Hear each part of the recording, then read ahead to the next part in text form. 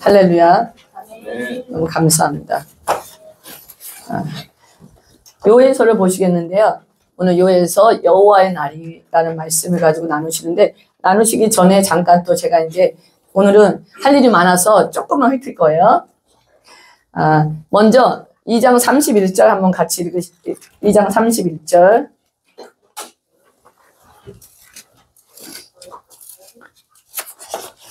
시작. 여호와의 크고 두려운 날이 이르기 전에 해가 어두워지고 달이 핏빛같이 변하려니와, 그 다음에 누구든지 여호와의 이름을 부르는 자는 구원을 얻으리니 이는 나 여호와의 말대로 시온산과 예루살렘에 피할 자가 있을 것이며 남은 자 중에 나 여호와의 부름을 받을 자가 있을 것입니다. 아멘. 여기서 누구든지 여호와의 이름을 부르는 자는 구원받는다 그랬거든요. 아멘. 저번 주에 요엘에 대해서 잠깐 요약했고요. 이번 주에는 이제 요엘을 나갈 건데, 나가기 전에 제가 이렇게 나눠드린 거 있잖아요. 이거를, 이 표를 보면요. 그 역사서 있죠. 역사서 이제 그러니까 사사기 이후 이제 그 여호수아 이후 첫째 왕 사울이잖아요. 사울부터 계속해서 이제 포로 귀환까지 이게 이제 계속 보여요. 포로 귀환은 이제 뒤에 요거 말고 다른, 나중에 이게 다 되면은 다른 장은 드릴 건데요. 거기에 보면 다 자세히 나와서 거의 역사서가 그렇게 어렵지가 않아요. 그래서 이제 잠깐만 보시겠는데요. 이제 이거를 몇 번 하다 보면은 그냥 익숙해져서 슬슬 나와요. 이제 여기 보면은 첫 번째 보면요. 가장 오래된 역사로 나오는 게 아브라함의 탄생 연도예요. 자, 첫 번째 오늘 간단한 것만 하겠는데 이거 가져오셔야 돼요. 성경책에 꽂아 놓으시고 계시면 계속해서 이제 제가 설명해 드릴 거예요. 설명하면서 외우시는 거예요. 자, 아브라함이 태어난 연도가 언제, 탄생 연도가 몇 년도라 그랬죠? BC. 자, 외우셨죠? 몇 년도요? 1166년이에요. 자, 아브라함의 연도가 나왔기 때문에 성경에 아브라함이 보이세요? 안 보이세요? 연도만 보이는 게 아니라 성경이 보이셔야 돼요. 아브라함, 이 탄생 연도, 2166년. 다 보이시죠? 그 다음에 아브라함의 스토리가 보여야 돼요. 그 다음에, 이제 이렇게 하면 뭐, 이제, 이삭이 태어난 게, 99세 때 임신을, 이렇게, 아기를 뵈서 이렇게 다 나오잖아요. 그 다음에 이제, 출애굽 연도가 언제일까요? BC? 1446년이에요. 출애굽 연도가. 그 다음에 성경 건축이요. 966년이에요. 이거는 그냥 나온 게 아니라, 제가 한번 설명해 드릴 건데, 성경에 다 나온 역사를 중심으로, 이거예요. 뭐 40년 후에, 몇 년 후에 이렇게 나오잖아요. 그걸 초점을 해가지고 계속해서 추정한 연도예요. 성경 건축이 966년도는 역사적으로 정확한 날이잖아요. 그 날을 중심으로 해서 성경에 다 나와 있어요. 그걸 이제 추정한 거예요. 그냥 나오는 게 아니라. 그러면은 이제 세 개를 외우셨잖아요. 성경 건축이 언제라고요? BC 966년이잖아요. BC 966년이에요. 그 다음에 이제 왕이 40년 통치했다 그랬잖아요. 그 다음에 이제 사울이 1050년부터 1010년. 그쵸? 그 다음에 다윗은요? 1010년부터 970년. 이거 마이너스로 해주셔야 돼. 더하기 가는 게 아니라. 솔로몬은요? 970부터 904. 이건 별로 그렇게 중요하지 않은데 대충 이게 역사가 보이시잖아요. 왕이 이제 남유다하고 북이스라엘 두 나라 나눠졌다 그랬잖아요. 솔로몬의 이제 우상숭배 때문에. 그러면은 유다의 그다음에 유다 솔로몬의 아들이 누구였죠? 그다음에 북이스라엘은 누구로 갔다 그랬어요? 유다는 네가 왕이 되라 르호보암이야. 네가 왕이 되라 르호보암. 이렇게 생각하시면 네가 왕이 되라. 됐죠? 그래서 여로보암은 딱 따로 외우면 돼요. 북이스라엘이 갔잖아요. 그 다음에 이제 유다 지파를 볼게요. 아니, 저번 주에 한 거 잠깐 볼게요. 저번 주에 호세아를 했죠. 호세아는 그때 제가 강조했기 때문에 알 거예요. 어느 왕 때 아주 찬란한 솔로몬의 역사를 차지했던 왕, 어느 왕이라 했어? 여로보암 2세. 그쵸? 첫째 왕이 여로보암이기 때문에 저기 북이스라엘 가보세요. 예후 왕조. 여로보암 2세 때 41년 통치하면서 엄청난 땅을 차지했다고 그랬잖아요. 이때 호세아가 나왔다고 그랬잖아요. 그러면 여기, 이때 여로보암 2세 호세아, 이렇게 이제 여기 여로보암 2세는 찍고 갔어요? 처음부터 찍지 않고 제가 막 중간중간 찍으면서 연결시킬 거니까 잘 외우세요. 찍었어요? 너 없어, 이거? 이거 표 있어. 예. 여로보암 2세 아시겠죠? 그리고 이제, 르호보암 다음에 이제 아비야예요. 르호보암, 아비야. 그 다음에 아사. 요거는 되게 쉽게 외울 수가 있어. 르호보암, 아비야, 아사, 그 다음에 여호사밧. 여호사밧이 이제 오늘 성경에 여호사밧이 약간 등장해요. 그냥 이름이 나오는데, 여호사밧하고 여기에 이제 북이스라엘을 연결하면 아하방 있죠. 여호사밧하고 아하방이 친하게 지냈어요. 그래서 남북 화해 시대라 그러는데, 그래서 여호사밧이 아들이 여호람이잖아. 성경에는 여호람, 요람이 나와요. 잘 따라오고 계시죠? 여호람, 요람이 나오는데, 글쎄 하지 말아야 될 것을 했어. 친하다 보니까 아합과 이세벨의 딸이 누구였다 그랬지요? 아달랴. 해보세요. 아달랴. 아달랴하고 아들을 결혼시켰어요. 어머 어떡해. 그치? 결혼시켰어. 여호람하고 아합과 이세벨의 딸 아달랴 결혼시켰어요. 결혼시켜가지고 아들을 낳았어. 누구를 낳았죠? 아하시아. 저번 주에 얘기한 거야. 아하시아를 낳았는데 아하시아가 누구에 의해서 살해됐다 그래서 예후. 그쵸? 여기 북이스라엘 왕 예후에 의해서 살해됐잖아요. 살해되면서 그 아달랴 있죠? 엄마의 아달랴가 전부 죽이고 어떻게 했어요? 전부 죽이고 자기가 여왕 노릇했잖아요. 그래서 찬탈자라고 찬탈 빼앗았다 그래서. 근데 요아스가 숨겼다 그랬죠? 여호사본가? 네, 기억이 안 나네. 숨겨가지고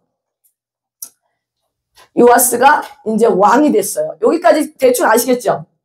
몇 개 잡히죠? 왕이 된 거예요. 어린 나이에 왕이 돼가지고 이제 열심히 통치하다가 나중에 이제 또 이제 하나님 우상 숭배하는 일이 생겼어요. 오늘 잠깐 여기를 끝내겠습니다. 너무 많이 하면 복잡하니까. 조금 왕이 보이세요? 안 보이세요? 조금 보이죠? 이제 계속 설명하다 보면 계속 보여요. 그리고 잠깐만 그 북이스라엘 한번 섭섭하니까 북이스라엘 한번 가볼게요. 여로보암 2세. 아까 얘기했던 거 여로보암 2세 있죠? 호세아, 아모스, 이때 요나가 활동했던 시대라 그랬잖아요. 그 다음에 그 쭉 왕을 보면요. 그 다음에 스가랴가 6개월간 했어요. 그 다음에 샬롬이 1개월, 무나헴이 10년, 부가히야가 2년, 베가가 20년, 마지막에 호세아 9년이에요. 여기에서 보면은 부가히야하고 베가 한번 보세요. 연도가 지금 이제 겹치고 이제 연도가 이제 베가하고 무나헴 연도 통치 연대가 같게 나와요. 그래서 이상하게 생각할 수 있는데요. 근데 성경에 보면 20년이라고 해서 이게 왜냐면 길르앗이라는 곳에서 왕으로 있다가 부가이아를 죽이고 베가가 이스라엘의 왕이 됐기 때문에 이렇게 연도가 나온 거예요. 예. 그리고 마지막 왕이 호세아, 우리 선지자 호세아하고 똑같죠. 저번에는 호세아하고 똑같아요. 됐습니다. 오늘 여기까지 하고요. 이제 덮어주세요. 더 보면은 이제 머리가 아파지실 거야. 그쵸? 근데 이렇게 자꾸 보잖아요. 희한한 건 사람이요. 자꾸 보면 익숙해져요. 그쵸? 지금 여기 한 4-5번 본 분이 있을 거예요. 익숙하시죠? 익숙하셔가지고 날짜가 연도가 어려웠다고 생각하는데 어렵지가 않아져요. 이 요해서를 잠깐 나누시겠는데 요해서를 다 볼 거예요. 우리가 이제 다 볼 건데 요해서가 오늘 제목이 여호와의 날이잖아요. 여기서 여호와의 날은 사실 심판을 얘기해요. 심판의 날. 심판. 그런데 누구는 이 여호와의 날을 굉장히 두려워할 수 있고 어떤 사람은 이 여호와의 날을 기다릴 수가 있어요. 여호와의 날 하는 순간 어떠세요? 두려우세요? 하면 기다려지세요? 아니면 두 개가 왔다 갔다 하세요? 여러분 마음의 지금 상태가 여러분의 영적 상태에 따라 달라지실 거예요. 여호와의 날 하면 두려워. 그런 사람이 있고 여호와의 날 하면 빨리 왔으면 좋겠다. 빨리 왔으면 좋겠다는 분들이 계실 수 있어요. 예, 그래서 여호와의 날에 우리한테 이런 의미를 준다는 거예요. 여호와의 날에 대해서 지금 저는 이제 제가 찾은 건 몇 번이 나오냐면 5번 정도가 나와요. 여호와의 날. 1장 15절을 한번 보세요. 전체를 본 다음에 들어갈 거예요. 1장 15절. 시작. 슬프다 그날이여 여호와의 날이 가까웠나니 곧 멸망같이 전능자에게로부터 이르느니라. 멸망같이 전능자에게로부터 이르는 여호와의 날이 온대요. 그 다음에 2장 1절을 봐주세요. 2장 1절 시작. 시온에서 나팔을 불며 나의 거룩한 산에서 경고의 소리를 질러 이 땅 주민들로 다 떨게 할지니 이는 여호와의 날이 이르게 됨이니라. 이제 임박하였으니 이게 진노의 날, 여호와의 날 그런 의미죠. 그 다음에 2장 11절을 봐주세요.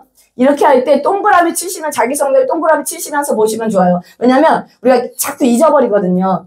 2장 11절을 여호와께서 그의 군대 앞에서 소리를 지르시고 그의 지혜령은 심히 크고 그의 명령을 행하는 자는 강하니 여호와의 날이 크고 두렵도다. 당할 자가 누구이라. 예, 심판의 날 당할 자가 누구이라 했잖아요. 2장 31절을 봐주세요. 시작. 여호와의 크고 두려운 날이 이르기 전에 해가 어두워지고 달이 핏빛같이 변하려니와. 아멘. 3장 14절. 사람이 많으며 심판의 골짜기에 사람이 많으며 심판의 골짜기에 여호와의 날이 가까우미로다. 아멘. 지금 이제 오늘 요의 말씀을 나누시면서 하나님께서 여러분에게 주시는 마음을 받으셨으면 좋겠어요. 하나님께서. 사실 이제 공부하는 학생들 또 뭐 직장 또 우리 또 가정에서 먹고 사는 문제, 애들 키우는 문제 여러 가지가 있을 수 있잖아요. 그런 삶을 초월한 이 여호와의 날에 대해서 한번 이제 보시면서 이제 하나님 주시면 받았으면 좋겠거든요. 요에서의 주제는요, 소위 여호와의 날이에요. 여호와의 날. 여호와의 날인데 여기서 여호와의 날로 불리는 것은 미래에 있죠. 미래에 임할 심판에 관한 거예요. 미래에 임할. 여호와의 날이라는 한 가지 주제를 중심으로 요에서가 계속 돌아가고 있어요. 지금 요에서가. 이게 예언을 하게 된 계기는요.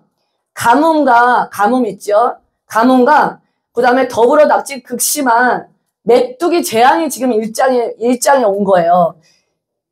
이것이 이렇게 왔어요. 그래서 요엘은 이러한 이게 가뭄과 그 다음 메뚜기 재앙을요. 하나님이 온누리에 심판하실 징조라고 경험한 거예요. 경험하고서 만약 이제 하나님의 백성이 하나님이 새롭게 은혜를 베풀 수 있도록 참되게 회개하라는 권고를 해요. 참되게 회개하라. 여기서는 마지막 때 이루어질 여러 가지 경고가 있잖아요. 그 중에서 이제 한 가지. 하나님의 영을 온 백성에게 부어주리라는 그러면 그 말씀이 굉장히 중요한 자리를 차지하고 있거든요.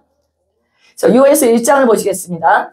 요에서 1장 1절을 보면요. 성경으로 가셔야 돼요. 여기서 부두엘이라고 나왔잖아요. 부두엘은 하나님의 집이에요. 요에서에 대해서 성경에서 자세히 설명 안 했다고 그랬잖아요. 그런데 1장 1절에 보면 부두엘의 아들 요엘, 요게 다예요. 그럼 부두엘이 뜻이 아까 하나님, 엘이 여기서 하나님을 뜻해요. 엘로힘 막 그러잖아요. 엘샤다이, 하나님을 뜻하는 거거든요.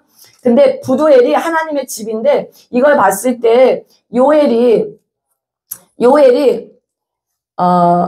요엘의 부모님이 하나님을 진실하게 섬기는 사람이었다고 볼 수 있어요.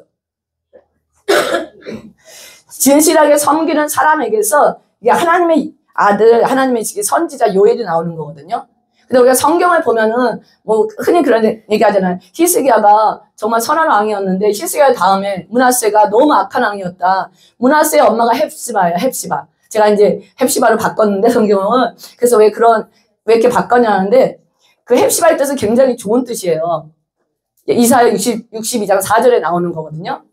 근데 그런 얘기를 나오는데 근데 일반적인 경우는 이제 그런 경우도 있어요.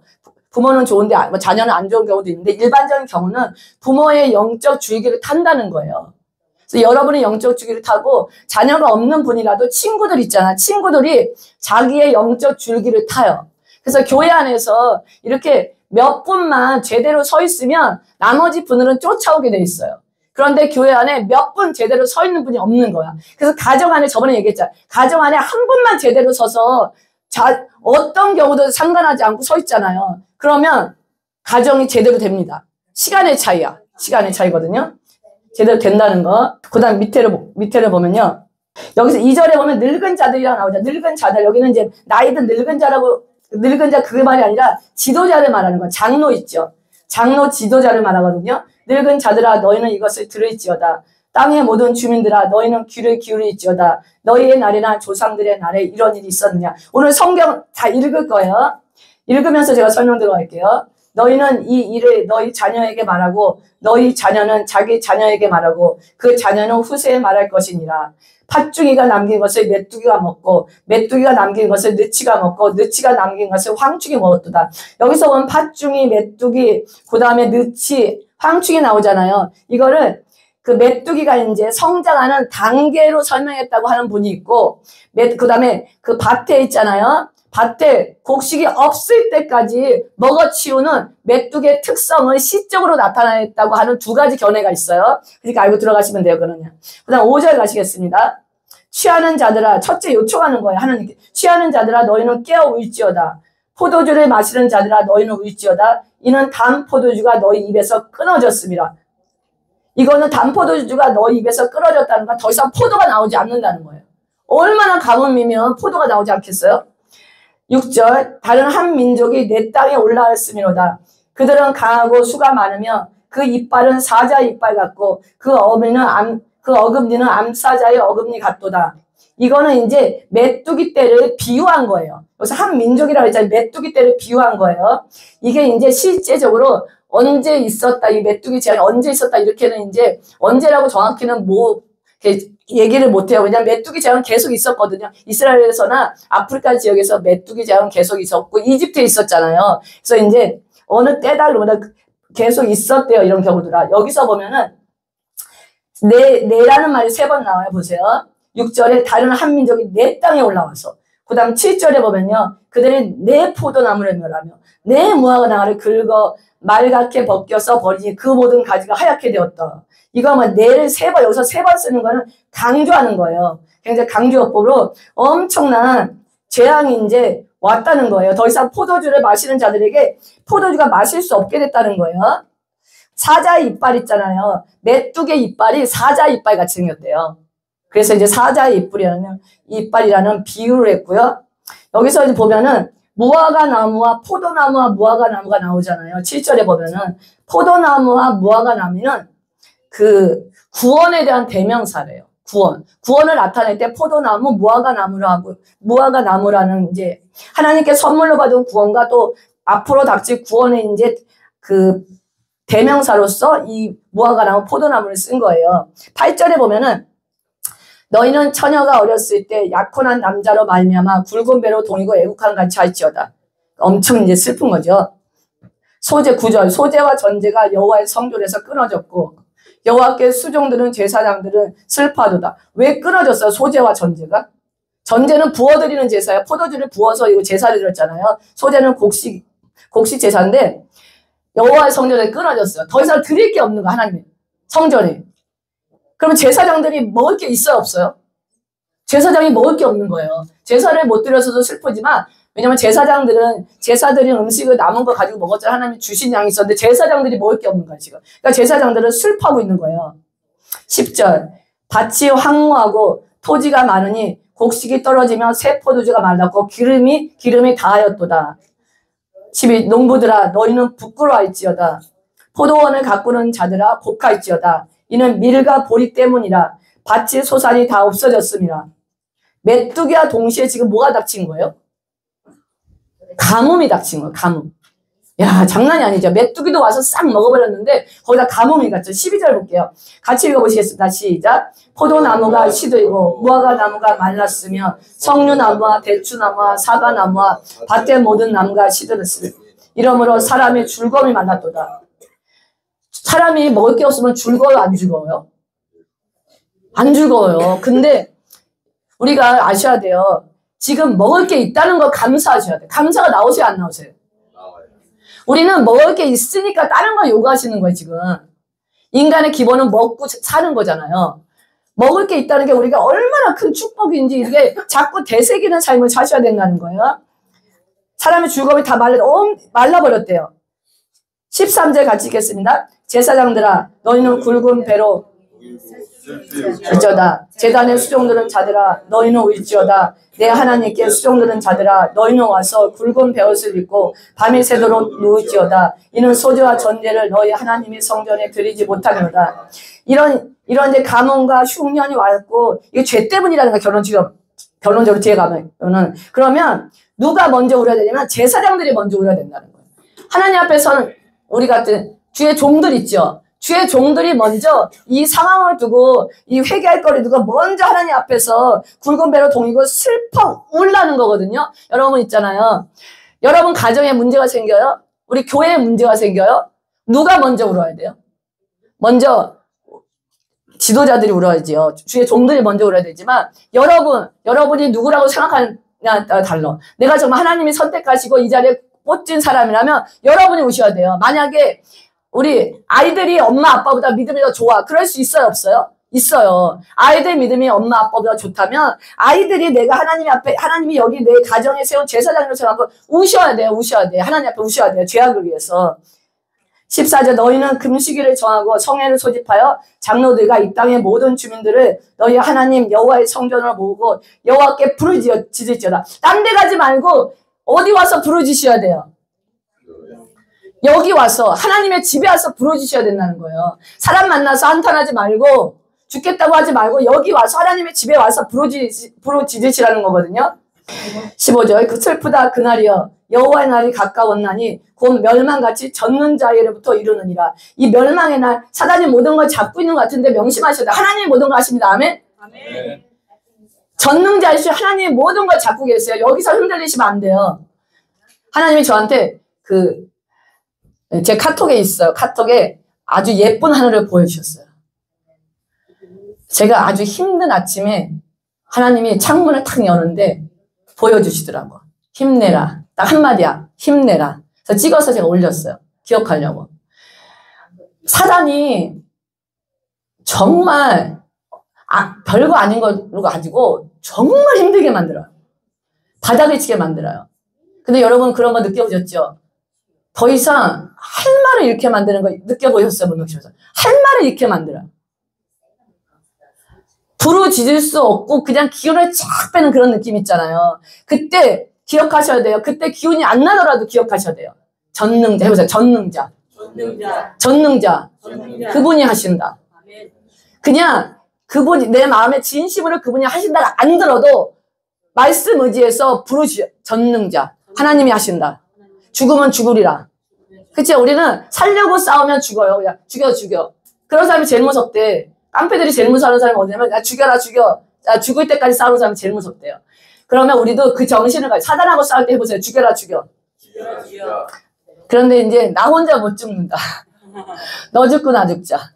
억울하잖아요. 같이 죽어야지 끝까지. 너 죽고 나 죽자요. 이런 식의 어떤 각오가 없으면 얘네들이 흔들릴 때 다 흔들려요.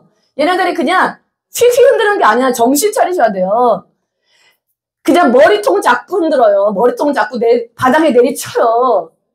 견딜 수 없게 내리치기 때문에 견디지 못하고 믿는 자들이 팍팍 넘어가는 거지. 그 사람들이 괜히 넘어가는 게 아니에요. 팍팍 넘어갈 때 전능자를 잡으셔야 돼요. 전능자께서 하십니다. 16절 먹을 것이 우리 눈앞에 끊어지지 아니하였느냐. 기쁨과 즐거움이 우리 하나님이 성전에서 끊어지지 아니하였느냐. 씨가 흙덩이 아래에서 썩어졌고 창고가 비었고 곡간이 무너졌으니 이는 곡식이 시들었음이라. 메뚜기 재앙과 함께 땅에 덮친 가뭄이에요. 지금 이 가뭄의 소리가 여기저기서 나오고 있어요. 지금 너무 뜨겁고 비가 안 오고 곡식이 없고 물가는 올라가고 이런 식의 지금 계속 나오고 있어요. 18절 같이 읽겠습니다. 가축이 울부짖고 소떼가 소란하니 이는 꼴이 없음이라. 양떼도 피곤하도다. 가뭄의 이유예요. 양떼도 피곤한 거예요. 온 피조세계 하나님이 만드신 모든 것들이 지금 고통을 당하고 있는 거야. 사람만이 아니에요. 여호와여 내가 주께 부르짖으오니 불이 목장의 풀을 살랐고 이건 가뭄 때문이에요. 불꽃이 들의 모든 나무를 살랐으며 들짐승도 주를 향하여 헐떡거리오니 시내가 다 말랐고 들의 풀이 불에 탔음이니이다. 이거 생각해보세요.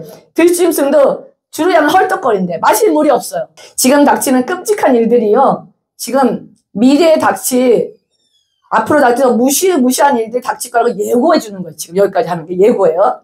2장으로 넘어가시는데요.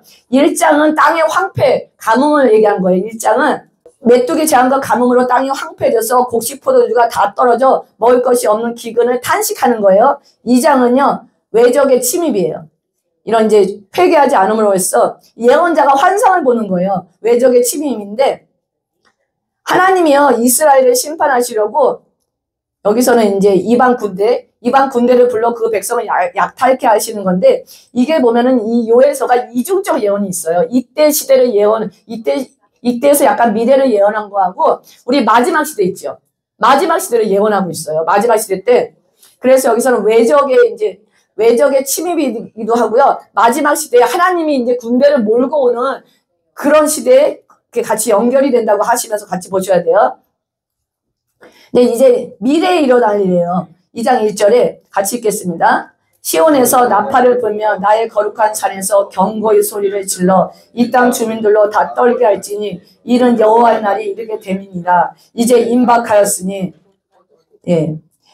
여기 보면 읽겠어요. 시작. 곧 어둡고 캄캄한 날이요 짙은 구름이 덮인 날이라. 새벽빛이 산꼭대기에 덮인 것과 같으니 이는 많고 강한 백성이 이르렀음이라. 이와 같은 것이 옛날에도 없었고 이후에도 대대에 없으리로다. 여호와의 날을 이제 묘사한 거거든요. 묘사했는데 여기서 보면은 그 계시록에 요한계시록에 황충 뒤에 이제 황충이 나오는데 황충이 나오는 그 장이 있어요. 다섯째 나팔이 나오는데 그 부분하고 요 뒷부분이 계속 이제 비슷하게 묘사되면서 마태복음 24장 마지막 때 있잖아요. 해가 이제 변하고 달이 이제 붉게 변하는 그런 현상을 같이 이제 오버랩 하시면서 보셔야 돼요. 3절에 보면요. 불이 그들의 앞을 사르며 불꽃이 그들의 뒤를 태우니 그들의 예전의 땅은 에덴 동산 같았으나 그들의 나중의 땅은 황폐한 들 같으니 그것을 피한 자가 없도다. 그의 모양은 여기서 이제 메뚜기 떼를 군대로 표현한 거예요. 그의 모양은 말 같고 그 달리는 것은 기병 같으며 그들이 산꼭대기에서 뛰는 소리는 병거 소리와도 같고 불꽃이 건부를 사르는 소리와도 같으며 강한 군대가 줄을 버리고 싸우는 것 같으니 그 앞에 백성들이 질리고 무리의 낯빛이 하얘졌도다. 얼마나 무서운 군사들이 이제 메뚜기 떼를 비유로 이제 군사로 이제 한 건데 얼만큼 이제 밀려오는지 백성이 질리고 무리의 낯빛이 하얘졌대요. 그들이 용사같이 달리며 무사같이 성을 기어오르며 각기 자기의 길로 나아가되 그 줄을 이탈하지 아니하면 착착착착 쳐들어온다는 거예요. 피차에 부딪히지 아니하고 각기 자기의 길로 나아가며 무기를 돌파하고 나아가니 상하지 아니하며 성중에 들어가며 성 위에 달리며 집에 기어오르며 도둑같이 창으로 들어가니 이거는 하나님이 심판하시러 나타나시는 것을 지금 계속 표현한 거거든요. 10절 그 앞에서 땅이 진동하며 하늘이 떨며 해와 달이 캄캄하며 별들이 빛이 거두도다. 여호와께서 그의 군대 앞에서 소리를 지르시고 지금 메뚜기 떼 있잖아. 메뚜기 떼를 이제 군대로 표현하는데 이게 이제 하나님의 심판이라 그러셨잖아. 그래서 여기 보면은 12절에 보면 여호와께서 그의 군대라 그랬어. 이스라엘의 죄악을 이제 죄악을 벌하시게 오는 그런 군대들 이제 마지막 시대에 예수님이 이제 이 땅에 악을 제거하시게 오는 군대 이제 거의 오버랩해서 보시면 돼요. 소리를 지르시고 그의 진영은 힘이 크고 그의 명령을 행하는 자는 강하니 여호와의 날이 크고 심히 두렵도다. 당할 자가 누구냐? 당할 자가 있다는 거예요? 없다는 거예요? 없다는 거예요. 근데 여기서 보면은요. 2절에 보면은요. 옛날에도 없었고 이후에도 대대에 없으리다. 이 말씀이 이제 우리 마지막 때 이제 그 때를 얘기한다고 얘기하기도 해요. 여기에서 이제 벌어지는 상황은요. 자연재해가 아니라 여호와께서 심판하시는 날의 상황이에요. 그래서 천둥 소리를 가리켜 여기서는 하나님 명령하시는 소리라 그랬거든요. 그러니까 굉장히 진짜 리얼하게 이 예언 선지자가 보고서 이게 환상을 보고서는 이게 지금 적은 거예요. 미래에 나타날 그런 심판에 대해서. 그런데 이제 하나님은 항상 얘기하시잖아요. 심판한다 그러면 또 어떻게 하세요? 뭐 하라 그러세요? 회개해라. 회개하라고 얘기했어요. 회개하라고 얘기하시는데 2장 12절부터 17절까지가 회개를 권고하는 거예요. 회개해라.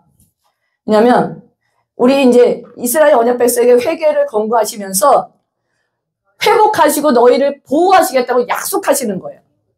그래서 우리에게 항상 기회가 있어요. 어떤 상황에서도. 그래서 어떤 상황에서도 절망하시면 안 돼요.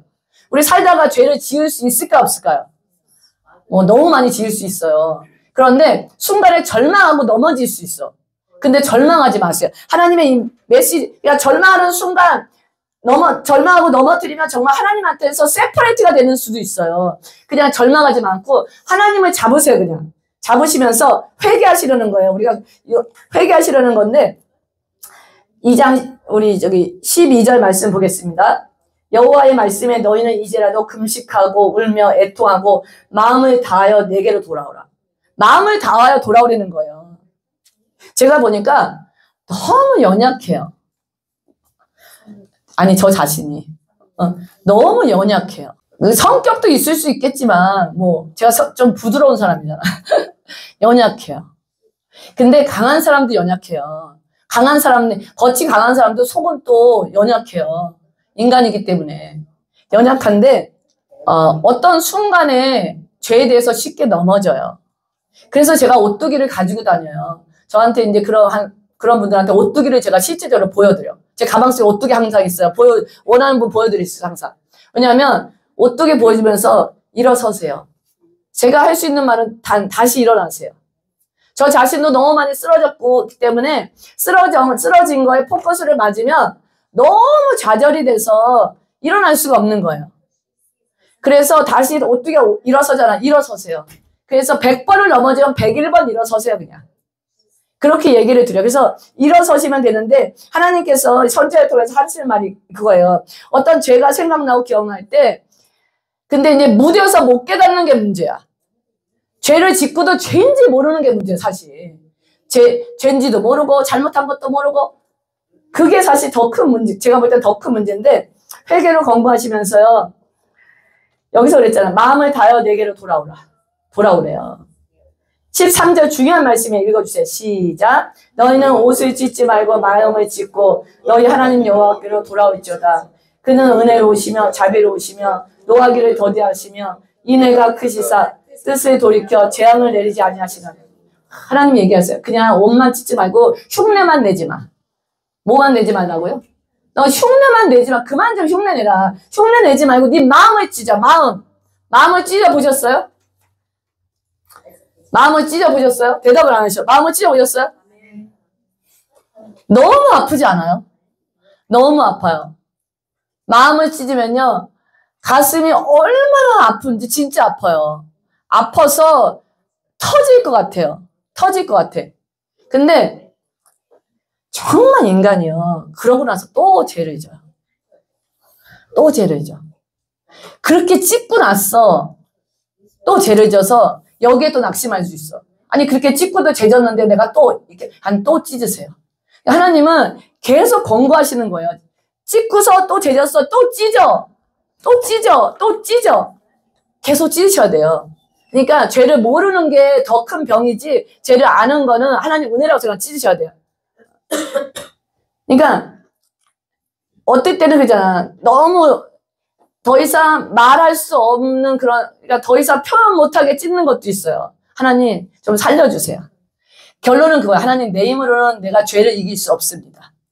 죄를 이길 수 없습니다. 나 좀 도와주시옵소서. 내가 사랑할 수가 없습니다. 나 좀 도와주세요. 근데 이제 우리 이제 나이 들면서 이런 것들이 많은 과정 속에서 주일 수 있는데 우리 나이가 젊으면 젊을수록 이런 과정이 되게 많을 수 있어요. 근데 낙심하지 마세요. 낙심하지 마시고 하나님께 계속 오시기만 하면 돼요. 여호와께로 돌아올지어다. 그는 은혜로우시며 자비롭다 그랬잖아요. 노하기를 더디하시며 인애 신실한 사랑이에요. 크시사 뜻을 돌이켜 재앙을 내리지 아니하시나니.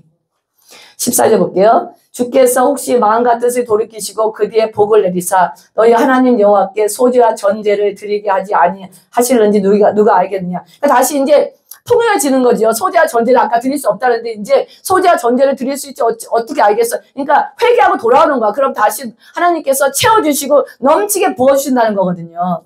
15절 보면요. 너희는 시온에서 나팔을 불어. 여기는 경고의 나팔이 아니에요. 거룩한 금식일을 정하고 성회를 소집하라. 모이라는 거야. 성회. 백성을 모아 그 모임을 거룩하게 하고 장로들을 모으며 어린이와 젖먹는 자를 모으며 신랑을 그 방에서 나오게 하며 신부도 그 방에서 나오게 하라. 왜냐면 다 나오라는 거야. 신랑이 신부랑 같이 있어야 되잖아요. 첫날 밤에. 근데 그냥 다 나오라는 거야. 빨리 나와. 빨리 나와. 이 얘기예요. 다 나오라는 거예요. 그래서 성전에 모이라는 거예요. 모여서 회개하라는 거예요.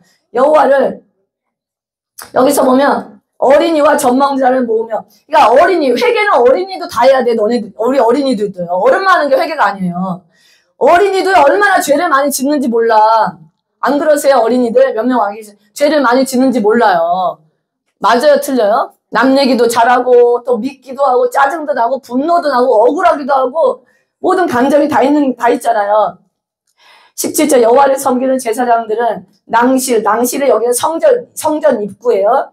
낭시가 제단 사이에서 울며 제단을 바치는 데가 제단이죠. 울며 이르기를 여호와여 주의 백성을 불쌍히 여기소서 주의 기업을 욕되게 하여 나라들로 그들을 관할하지 못하게 하옵소서 어찌하여 이방인으로 그들의 하나님이 어디 있느냐 말하게 하겠나이까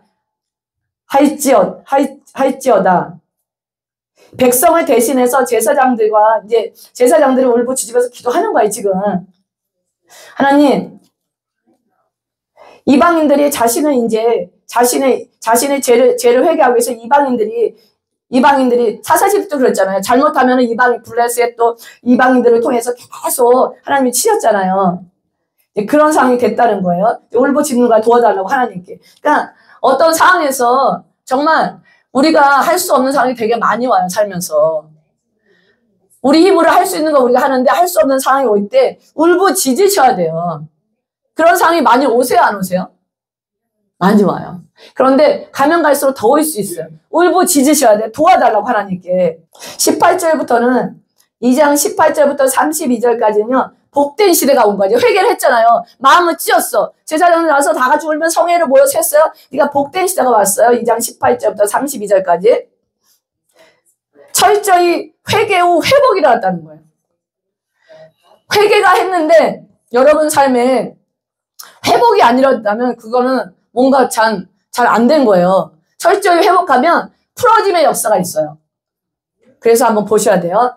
그때 여호와께서 자기의 땅을 극진히 사랑하시어 그의 백성을 불쌍히 여기실 것이라. 언제 이렇게 불쌍히 여기신대요? 철저히 뭐한 후에?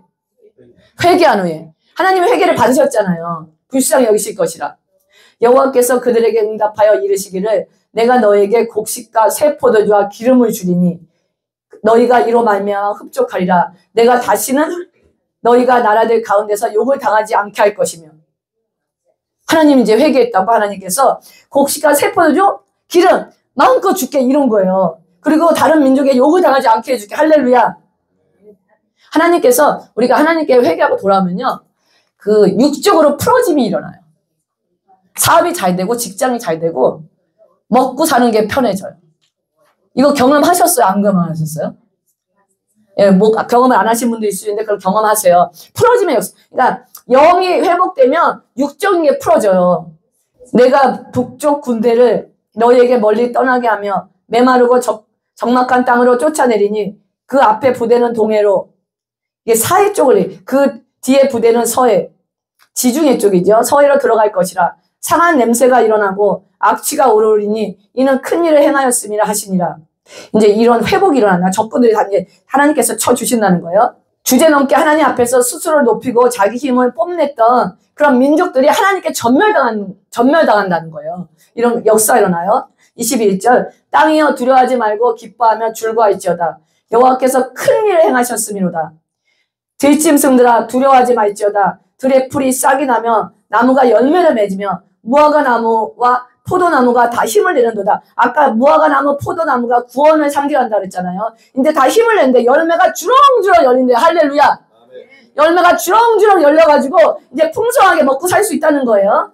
시온의 자녀들아 너희는 너희 하나님 여호와로 말미암아 기뻐하며 즐거워할지어다. 그가 너희를 위하여 비를 내리시되 이른 비를 너에게 적당하게 주시리니 이른 비와 늦은 비가 예전과 같을 것이라. 아멘. 이제 가뭄에서 벗어난다는 거예요. 이른 비는 뭐냐면요. 이른 비는 가을 있잖아요. 가을 씨 뿌릴 때 비가 와야 된대요. 그래야지 씨가 정착이 잘 되잖아요. 그 다음에 이제 늦은 비는 봄 추수 직전 있죠. 추수 직전에 비가 와야지 그 다음에 열매가 결실해진대요. 그래서 늦은 비와 이른 비와 늦은 비를 주신다는 거예요. 우리 삶 속에서도 이러한 영적인 복과 실제적인 물질적인 복이 일어나야 돼요. 그러니까 우리가 아셔야 돼. 뭐 좋은 차 타고 좋은 집 사 2차원이 아라는 거예요. 예수 믿으면서 먹고 사는 게 안 된다. 기도하셔서 풀어가셔야 돼요. 먹고는 살아야 돼. 최소한. 내가 전에 너에게 보낸 큰 군대 곧 메뚜기와 느치와 황충과 팥죽이가 먹은 횟수대로 너에게 다 갚아주신대. 아멘. 너희는 먹되 풍족히 먹고 너에게 놀라운 일을 행하신 너희 하나님 여호와 이름을 찬송할 것이라. 내 백성이 영원히 수치를 당하니 아니하리라. 어떨 때 이런 일이 왔다 그랬어? 어떨 때? 철저히 뭐 할 때요? 회개할 때. 옷을 찢은 게 아니라 뭘 찢었어요? 마음을 찢을 때. 이거 기억하셔야 돼요. 회개할 때 마음을 찢으셔야 돼요. 그런즉 내가 이스라엘 가운데 있어 너희 하나님 여호와가 되고 다른 이가 없는 줄을 너희가 알 것이라. 내 백성이 영원히 수치를 당하지 아니하리라. 아멘. 영원히 수치를 당하지 않는데요. 우리 삶 속에 하나님은요, 나밖에 없어. 오늘 첫사랑 했잖아요. 나밖에 없어를 계속 우리한테 각인시키기 위해 어떤 사건들이 일어나는 거예요. 지금 삶 속에 예수님 하나님밖에 없으세요?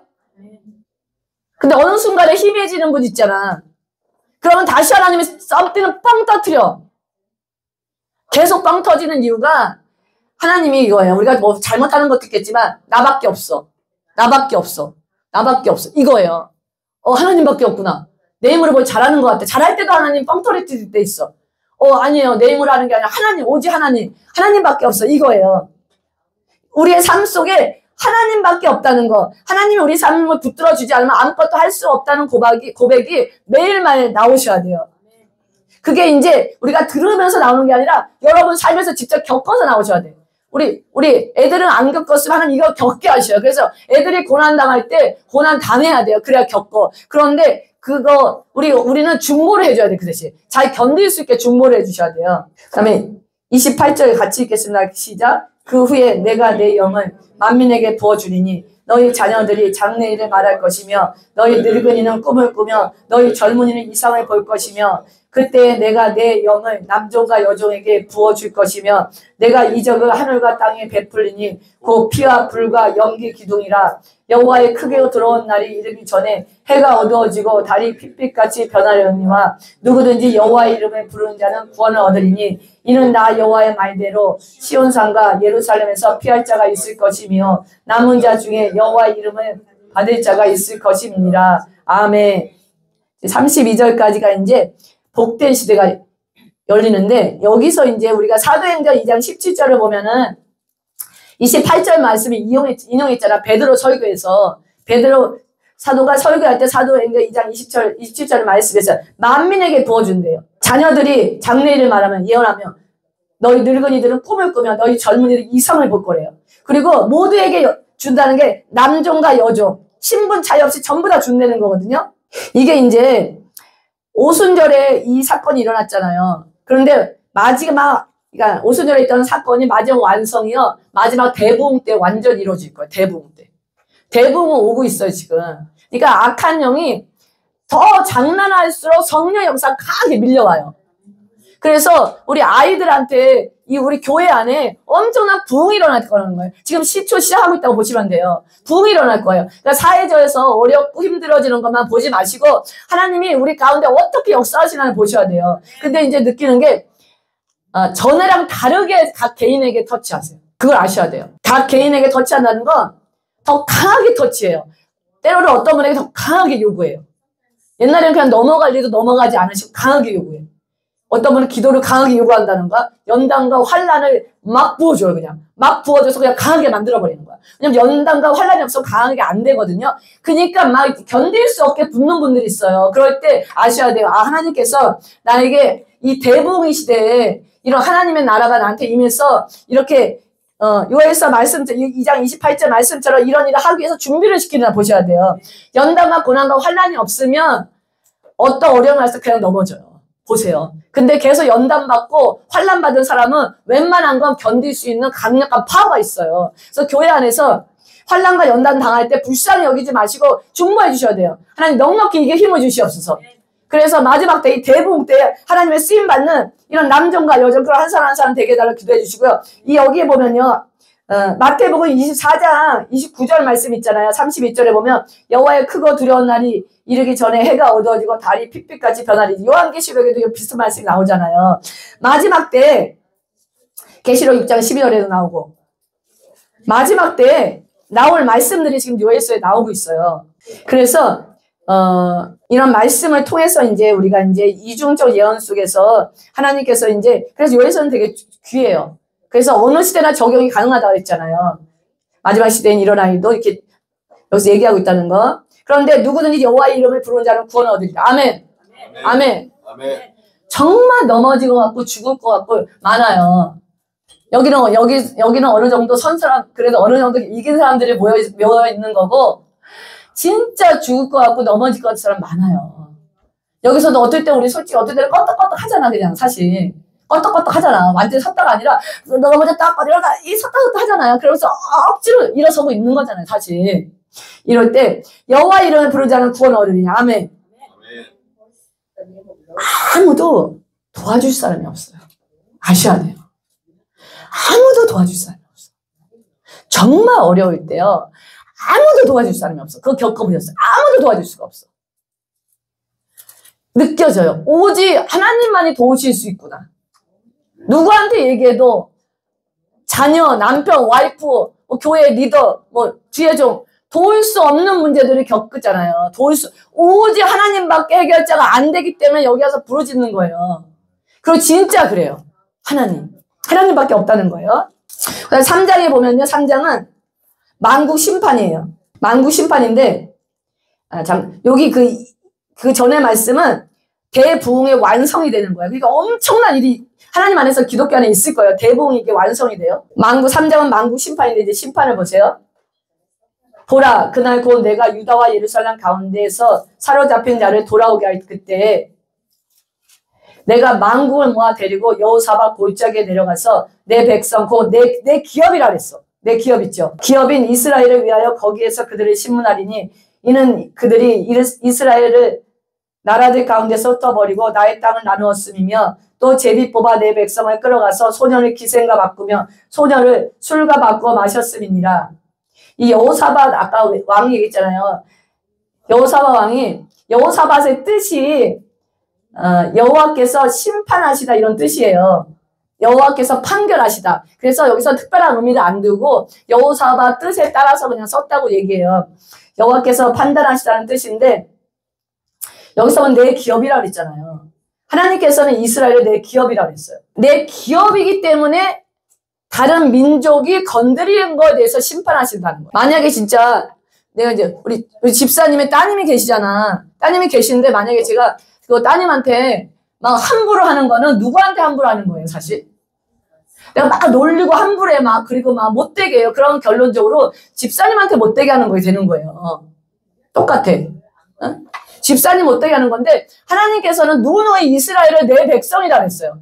내 백성이라 그랬잖아요. 내 기업이라 그랬어요. 그런데 내 백성, 내 기업을 가지고 이 기업이 잘했건 못했건, 하나님께서 허락하셔서 이방 민족이 왔지만, 거기에서 도를 넘을 때는 하나님께서 다 심판하셨어. 이집트도 심판하시고 바벨론, 메데, 바사, 그리스엘라 다 심판하셨어요. 그걸 아셔야 돼요. 그러면 내 기업인 이 이스라엘에 대해서 아주 못된 짓을 한 이웃 백성에 대해서 심판하시겠다는 거예요. 심판. 여기서는 지금은 여기 여호사밧 골짜기를 기드론 골짜기로 얘기해요. 찾아보면 기드론 골짜기, 예루살렘하고 감람산 가운데 있는 기드론 골짜기거든요. 그 골짜기를 얘기해요. 여기서 하나님이 이방 민족을 심판하시고 벌하시는 것은 그들이 사람에게 불의를 행했기 때문이 아니라 오히려 그보다는 하나님과 하나님의 영광이 있죠. 내 기업을 깔봤기 때문이에요. 깔봤기 때문에. 그래서 우리가 예루살렘을 위해서 기도하라 그러잖아요. 하나님의 눈동자라 그러잖아요. 그래서 성경은 우리가 그걸 하나님이 창세기부터 우리가 제대로 알아야 되는 게 하나님 왜 이스라엘 택했는지 제대로 알고 저번에 설교한 부분이 있어요. 또 많은 부분이 설교하세요. 그래서 그걸 중심으로 해서 이렇게 세계관을 가지셔야 돼요. 이스라엘? 팔레스타인하고 싸우잖아. 땅 따먹게 하네? 전쟁 이런 식의 사고를 버리셔야 돼요. 여기 4절에 보면요. 두로와 시돈과 블레셋 사방아 너희가 나와 무슨 상관이 있느냐? 너희가 내게 보복하겠느냐? 만일 내게 보복하면 너희가 보복하는 것을 내가 신속히 너희의 머리에 돌리리지. 심판하시겠다는 거거든요.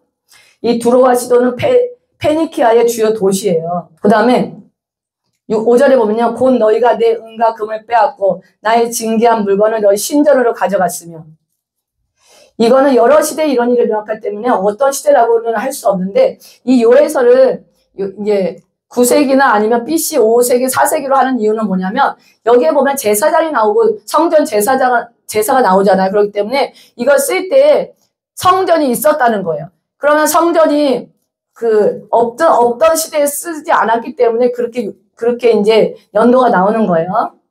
그때는 이제 성전이 있었기 때문에요. 6절에 보면 또 유다 자손과 예루살렘 자손들을 헬라 족속에게 팔아서 그들의 영토에서 멀리 떠나게 하였음이니라.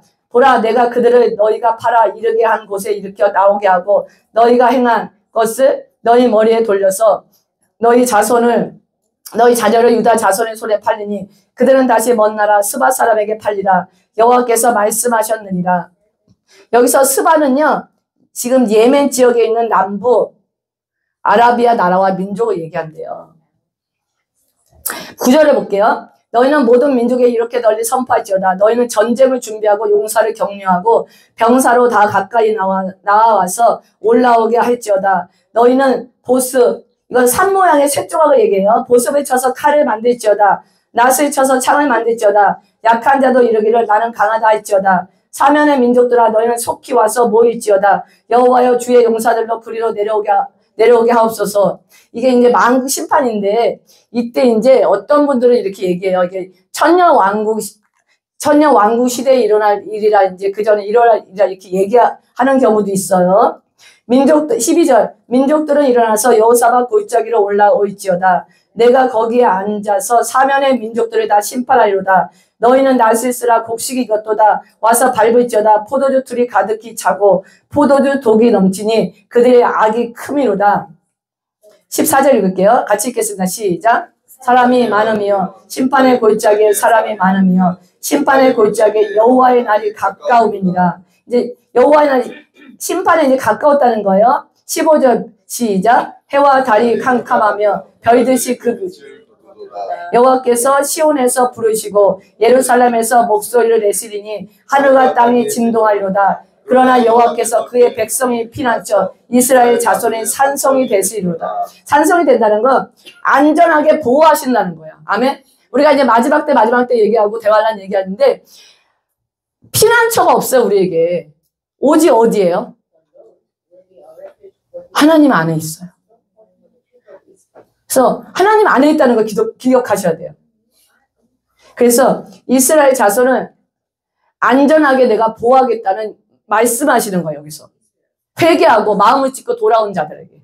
17절 그런즉 너희가 나는 내 성산 시온에 사는 너희 하나님 여호와인 줄 알 것이라.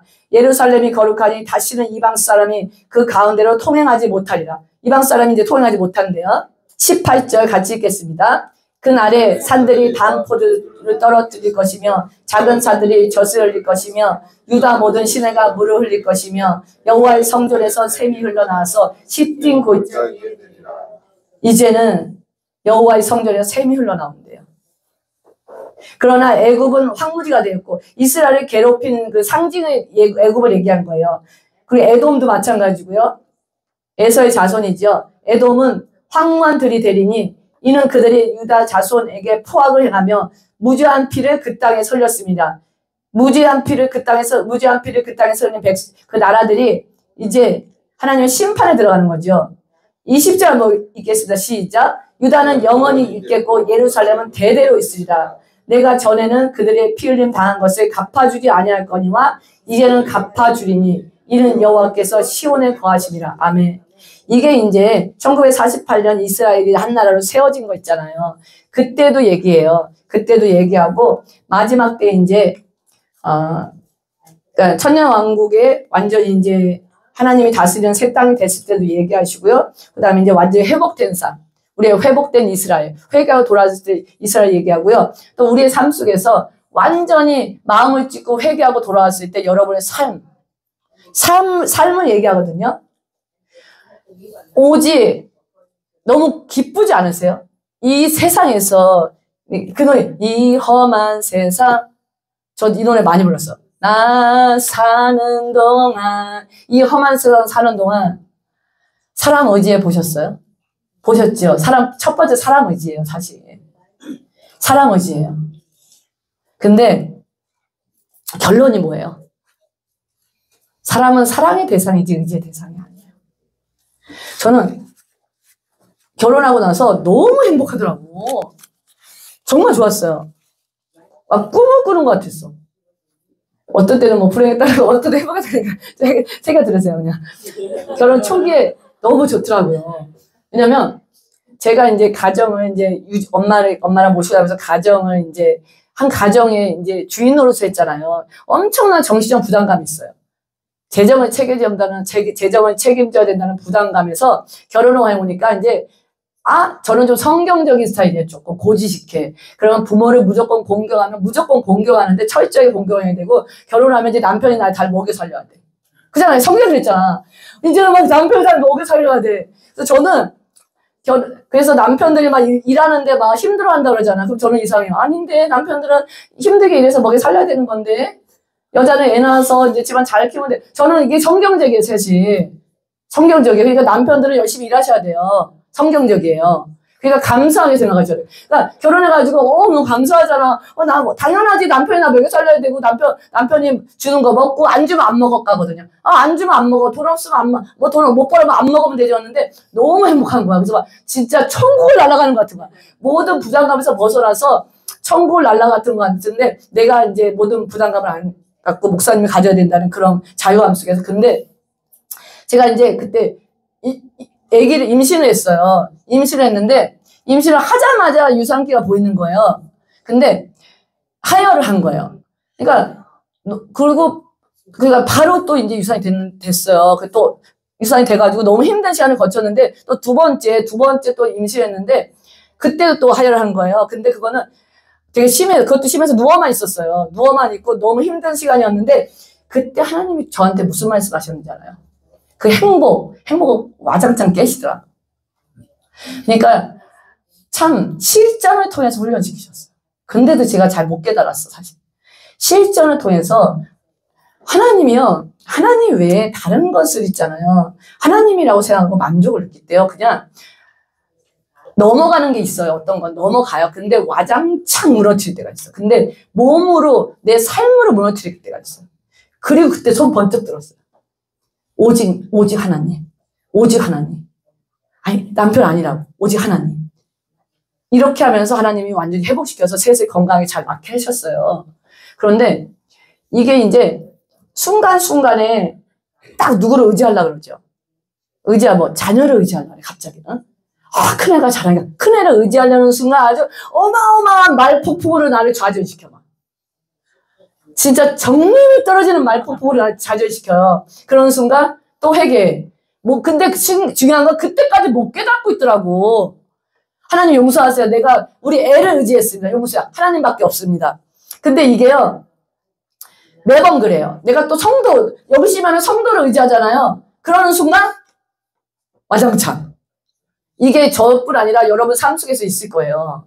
그래서 여기 말씀처럼 오직 여호와, 오직 하나님. 오직 하나님 할 때 모든 문제가 다 풀어져요. 자녀의 관계가 회복되고 부부 관계가 회복돼요. 우리 삶의 관계가 회복되고 이런 역사가 일어납니다. 아멘.